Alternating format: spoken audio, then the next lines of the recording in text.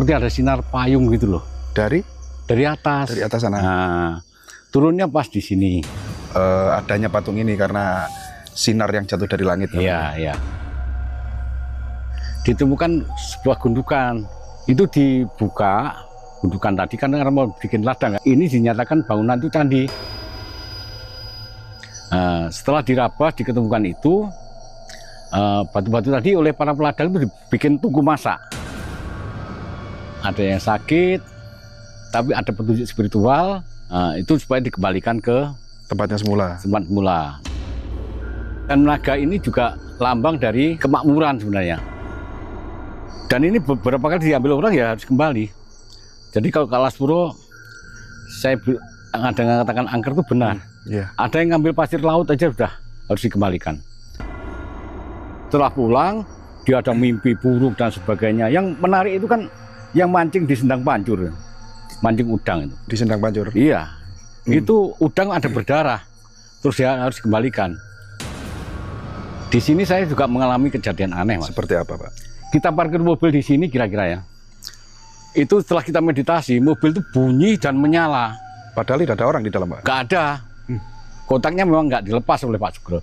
Dan erannya setelah dibuka, dulu kan ditarik gini ya, lampu. Lampunya menarik. Siapa narik kan nggak tahu.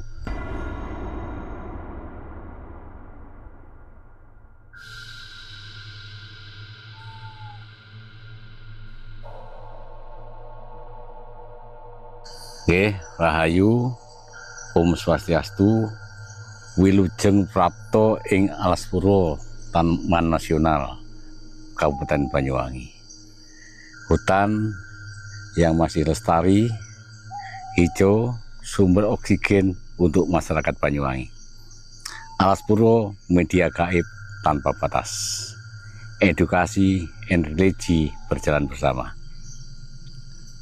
Monggo kita lihat potensi spiritual yang ada di wisata spiritual yang ada di Kabupaten Banyuwangi atau wisata religi yang sangat terkenal di Banyuwangi, yaitu situs kawitan Alas Purwo atau situs purbakala, situs sejarah yang ada di Alas Purwo. Oke, jadi di kesempatan malam ini saya ditemani Bapak Adi ya. Ya. Selaku apa, Pak? Ya, selaku sesepuh lah di sini, ya? yang paling lama di sini. Yang paling lama dan tahu seluk-beluk tentang kemistisan Alas Purwo ini, Pak. Iya. Iya. Oke, jadi kita nanti akan menuju ke sebuah tempat yang dimana tempat ini juga masih sering digunakan, Pak, ya, untuk ritual ya. Ya, ritual dan wisata religi untuk masyarakat Indonesia lah. Iya. Terutama orang-orang Jawa. Oke. Kita sambil jalan, kita cerita di sana. Yang katanya ada patung Semar, Pak, ya? Oke. Coba kita ke sana dulu. Ya. Itu saya awali patung Semar itu sebenarnya baru, Mas. Oh, itu baru ya? Baru yang dipasang oleh beberapa pelaku spiritual. Jadi ceritanya begini sebenarnya. Mereka tidak tahu cerita yang sebenarnya. Ini ada kejadian mistis ya. Waktu itu kami ada sesepuh sini termasuk Pak Gondo, Pak Said namanya. Itu kita malam di sini ini belum ada pagar ya. Oh, ini belum dibakar. Belum ada bangunan begini, masih aslinya situs yang di dalam itu. Itu kita melihat, saya masih ingat lagi, mantan Kades Kalipait namanya Pak Tupon. Itu melihat seperti ada sinar payung gitu loh. Dari atas. Dari atas sana. Nah, turunnya pas di sini. Tepat di ini, akhirnya ini menjadi viral. Akhirnya terkenallah tempat ini. Akhirnya sama pelaku spiritual yang lain diberi patung Semar, patung Ganesha juga nggak salah. Nah, itu kita mendekat coba patung apa kita ya? mendekat. Kalau saya jadi ini bukan patung peninggalan ya, Pak, ya? Bukan peninggalan purbakala. Tapi memang untuk tetenger ngoten. Iya, tetenger. Nah, oh, ini ya. Yang Semar sama Erlangga itu nggak salah, Wisnu. Dewa Wisnu. Iya. Ya, dan juga ada harimau. Iya. Jadi itu, awal mula adanya patung ini karena sinar yang jatuh dari langit. Iya, iya. Itu sebenarnya bukan pengalaman mereka yang memberikan patung ini, tapi pengalaman orang lain yang sempat diceritakan atau cerita itu menjadi viral begitu, Mas Edi. Tular gitu nggih. Nggih. Dan akhirnya sebagian pelaku ritual membuat patung ini, patung ini. Terdengar. Kalau ini pun karena viralnya juga viral karena ada kejadian yang pengalaman spiritual yang sangat bukan main. Ini baik bangunan baru maupun situs kawitan. Kita lihat aja yang di dalam itu. Jadi ini situs kawitan ini memang sudah ada dari nenek moyang dulu, leluhur kan? Iya, itu sisa purbakala. Jadi begini, situs kawitan ini dulu, hutan ini saya cerita dulu hutan. Hutan ini dulu adalah Suaka Marga Satwa Banyuwangi ya, Banyuwangi Selatan. Atau Suaka Marga Satwa Semandung Blambangan. Sesuai sejarah berdirinya Taman Nasional Alas Purwo. Jadi sejak zaman Belanda, Alas Purwo sudah ditetapkan menjadi daerah konservasi atau daerah yang konservasi yang diamankan keasliannya. Tapi awalnya sebenarnya peta Alas Purwo itu sangat luas. Nah ini dulu dikelola oleh Perum Perhutani. Jadi dari hutan alam, dari Sadengan juga sana, dari hutan alam menjadi hutan tanaman atau hutan produksi. Dulu para peladangnya ini adalah banyak para veteran pejuang. Akhirnya seiring perkembangan zaman, makanya tanaman ini kan sejenis mas, sejenis ya tanaman mahoni. Mahoni semua bang ya? Mahoni semua atau monokultur lah, tanaman monokultur. Jadi tanaman sejenis. Setelah itu seiring perkembangan zaman, petanya dikembalikan pada aslinya dan sebagainya. Nah, ini dikembalikan menjadi Taman Nasional. Nah, Taman Nasional ini belum Alas Purwo, dulunya Baluran. Akhirnya tanaman reboisasi tadi tidak ada pemeliharaan, dibiarkan hidup alami sehingga ada yang besar, ada yang kecil, begitu, dan tidak dipanen. Jadi dikembalikan ke aslinya. Ini adalah tanaman monokultur atau tanaman sejenis. Ini waktu dibabat itu oleh peladang ditemukan sebuah gundukan. Gundukan itu semacam bukit kecil gitu ya. Itu banyak orang menceritakan itu, tapi cerita sebenarnya yang menemukan namanya Pak Wardi sebenarnya. Pak Wardi itu dibuka gundukan tadi kan karena mau bikin ladang kan? Ya dicangkul-cangkul. Ya, itu ditemukanlah batu-batu kuno. Nanti kita bisa lihat di dalam itu batu-batu kuno yang Yang seperti batu bata itu. Bata merah gitu. Bukan. Bata dari batuan kars, kars, KRAEST ya. Kars tua, bisa dilihat dan bentuknya sama itu. Tapi waktu kami mengadakan workshop dengan Balai Cagar Budaya, bahwa ini dinyatakan bangunan itu candi karena di sisa purbakala itu ketemukanlah ciri khas batu sambungan batu yang batu candi gitu. Ini candi jadi. Ada umpa atau pondasinya gitu. Ada sambungan mas, ada bentuknya begitu. Struktur ya pak? Ya terstrukturnya ada. Jadi itu makanya Balai Cagar Budaya Jatim Trowulan menyatakan itu candi, runtuhan candi. Setelah diraba diketemukan itu batu-batu tadi oleh para peladang itu dibikin tugu masak. Tugu masak, ada yang sakit, ada yang ya sakit gitu, tapi ada petunjuk spiritual tahun 1968 ya. 1968. Itu supaya dikembalikan ke tempatnya semula. Tempat semula. Saya masih kecil mas, tapi bapak saya orang pantai, orang Gerajakan ya. Jadi saya cerita itu juga dari orang-orang tua itu. Nah, itu bisa dilihat bentuknya di dalam.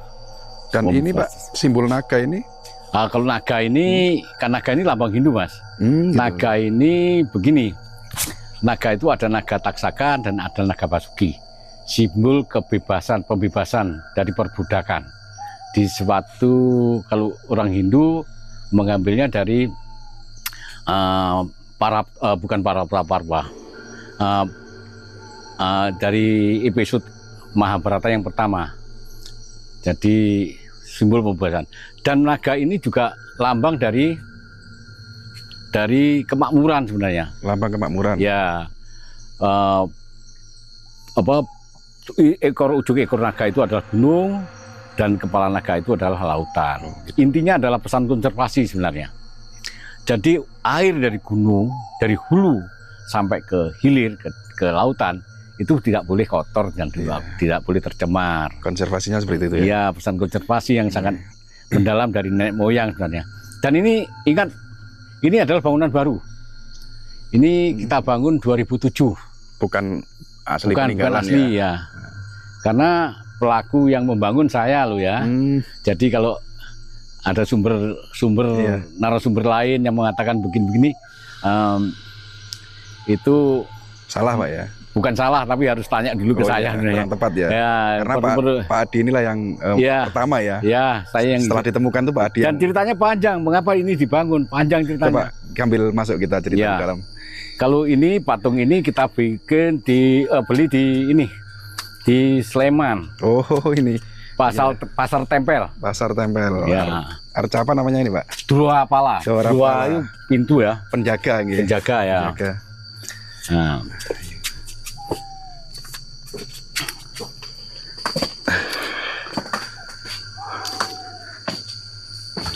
Nah ini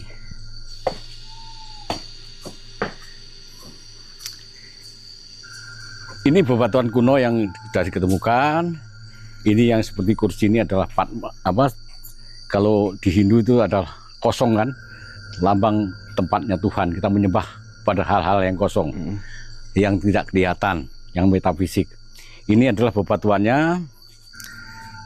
Yang pertama ditemukan batuannya ini ya, dan ditata seperti ini oleh penemunya. Bukan diketemukan terus seperti ini, tidak. Dulunya berserakan gitu. Berserakan. Nah, ini baru sekitar tahun 68. Iya. Setelah ketemuan ini dibangunlah oleh para pelaku spiritual, pelaku spiritual juga yang membangun. Bukan pelaku spiritual juga. Ada kelompok-kelompok ini, tapi kalau yang ini baru. Ceritanya panjang juga ini, enggak. Jadi saya tahu persis dari mana sumber dananya, bagaimana kita membangun, batunya dari mana, saya tahu ini.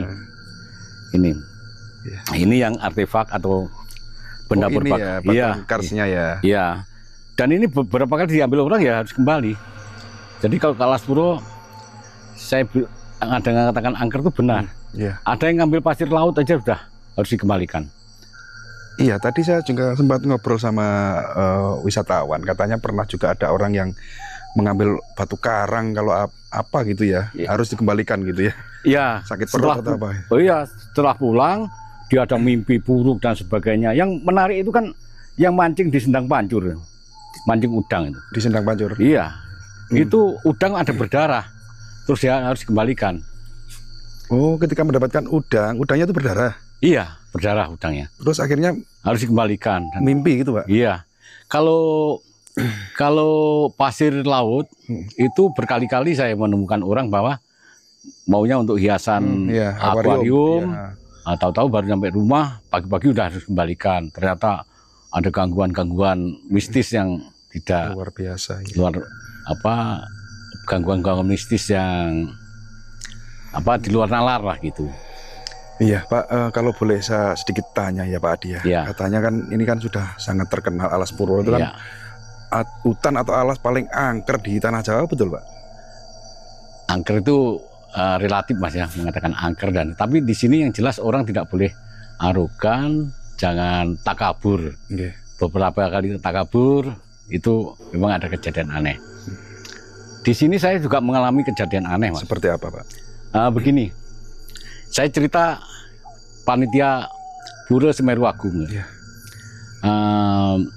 Dulu tahun 1993 saya itu jadi pengayah lah. Saya ikut namanya Cokodo Oka Ardana Sukawati, sempat jadi Wagub Bali.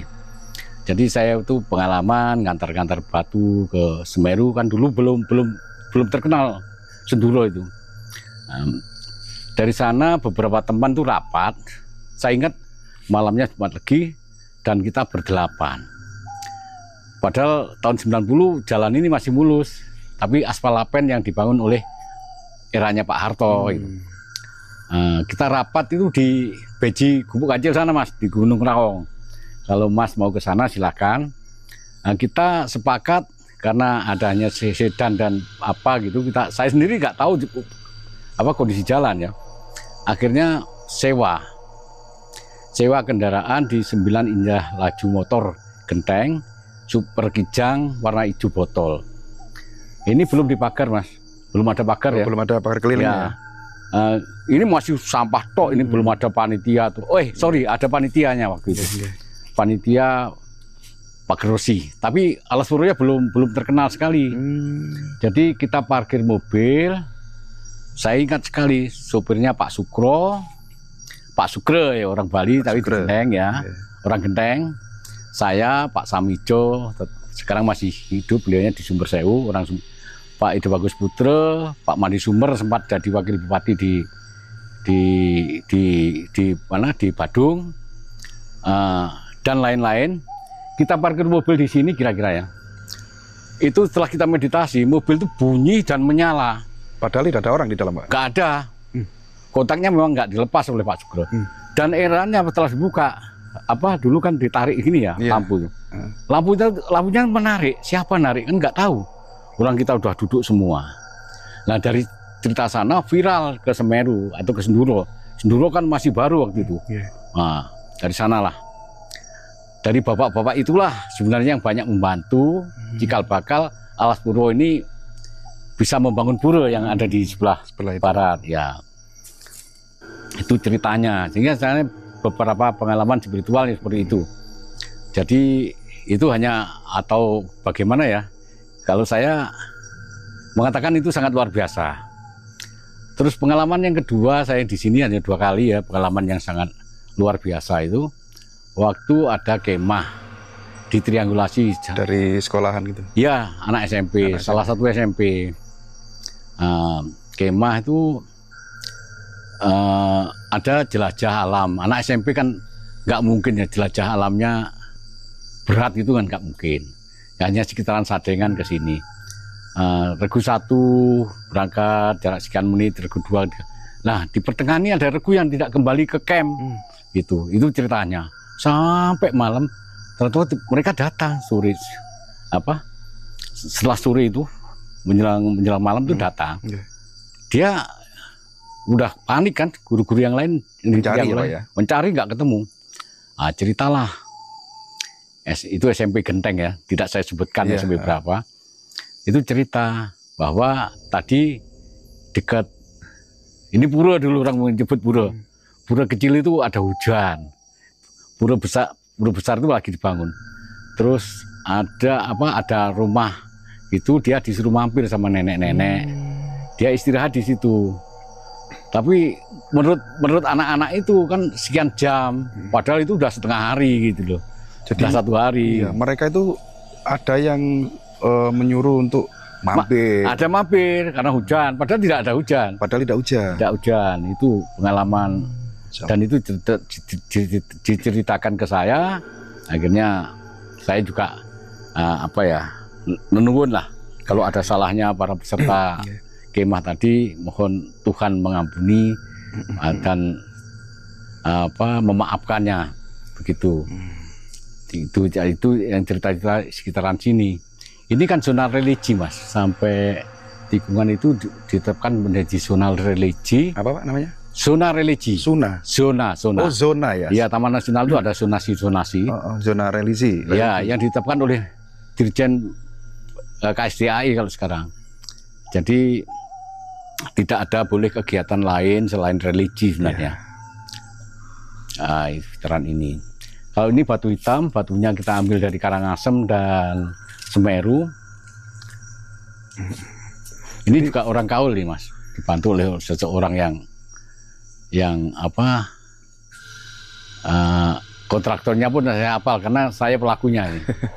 Iya. Kalau ada yang lain cerita, berarti sumbernya belum jelas gitu. Iya, jadi mulai awal ditemukan, mulai fondasi pertama membuat pagar keliling juga ini. Ya, dulunya bukan begini, dulunya batu hitam, batu merah. Batu merah. Dan ini cikal bakalnya membangun pura Alas Purwo itu. Pura Giri Selaka Alas Purwo. Cikal bakal berarti pura yang pertama. Iya. Ya. Ada berapa pura Pak di Alas Purwo ini, Pak? Kalau ini puranya 1. Ya. Kalau ini kan situs purbakala, tempat orang-orang tidak diklaim ini punya orang Hindu atau orang Bali, bukan, tapi ini situs purbakala yang laku semua spiritual tuh bisa ke sini. Iya. Dan banyak yang kesini Mas. Banyak kesini. Tidak perlu disebutkan namanya. Itu privasi ya. Privasi. Terus kalau empat mata boleh ya. Siapa Pak yang pernah Bapak antar ke sana, saya boleh cerita. Dari tempat inilah lahirnya Pura Giri Selaka Alas Purwo. Ceritanya panjang itu. Jadi dari lampu menyala itu ceritanya menyambung menjadi pura besar itu. Iya. Itu. Jadi awal mula itu memang berawal dari ada sinar turun dari langit gitu Pak. Situs kawitan itu. Situs kawitan itu. Dan itu sebelum ditemukannya situs ini juga ya? Oh sudah. Oh setelahnya sudah. Jadi sudah agak rame lah. Oh sudah agak rame itu muncul sinar itu. Saya yang kedua itu di Gunung Kunci. Gunung Kunci itu besok kita ke sana kita tunjukkan. Itu ada sinar seperti payung itu turun itu saya. Dan sinar juga Pak? Iya, yang melihat bukannya saya. Kalau saya itu kan sebenarnya orang yang selalu berpikir rasional ya. Iya. Saya religi tapi rasional lah. Ya, luar biasa sekali. Jadi kalau teman-teman ya mungkin penonton sering melihat situs kawitan ini di siang hari gitu Pak Di ya. Iya. Nah, ini coba kita eksplor malam hari suasananya seperti ini dan memang auranya sangat luar biasa Pak. Okay. Aura spiritualnya bukan. Ya, spiritualnya sangat luar biasa sekali dan aduh, saya merinding juga di dalam tadi padahal ditemani Pak Adi ini. Dan kalau memang kalau kita ceritakan itu butuh durasi yang sangat lama Pak Adi. Iya, panjang sekali. Panjang sekali. Apalagi kalau saya mau cerita mengapa membangun ini, mengapa ada Pura Giri Selaka Alas Purwo itu, sumbernya dari mana, izinnya dari mana, mengapa Taman Nasional atau daerah konservasi bisa dibangun pura sebesar itu, seluas itu durasinya panjang. Nggak cukup untuk 1 jam diceritakan ya. Pak Adi. Oke. Jadi mungkin hanya di sini dulu Pak Adi ya. Sebentar Mas. Ada lagi? Dan cerita saya tidak kaleng-kaleng. Iya. Jadi saya itu mulai mengurus izin, membawa surat pengajuan dari para sesepuh dulu, presentasi itu saya, gitu loh. Jangan yang perjuangkan, ya? Ya, yang presentasi pembahasan itu saya. Zaman Orde Baru loh, yang katanya orang tidak anti kanu, saya yang Pak Harto. Zaman Pak Harto, Pak Hasrul Harahap, menterinya. Itu saya. Kalau ada orang yang lain mengaku begini berdarah-darah, silahkan. Tapi saya punya rekam digitalnya. Ya. Digitalnya masih ada. Saya tidak perlu pengakuan yang macam-macam, tapi saya cerita agar orang-orang itu tidak salah, gitu terseret dan terbawa oleh cerita-cerita yang ngoyoworo katanya orang Jawa.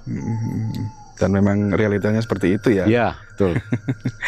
Ya, mungkin yang terakhir Pak Adi, pesan moral dari jenengan, pesan dan kesan tentang situs kawitan ini seperti apa? Coba disampaikan. Kawitan ini situs Purwakala, mari kita jaga. Alas Purwo kita jaga juga kebersihan dan kelestariannya. Karena spiritual itu tidak bisa lepas dari alam yang lestari.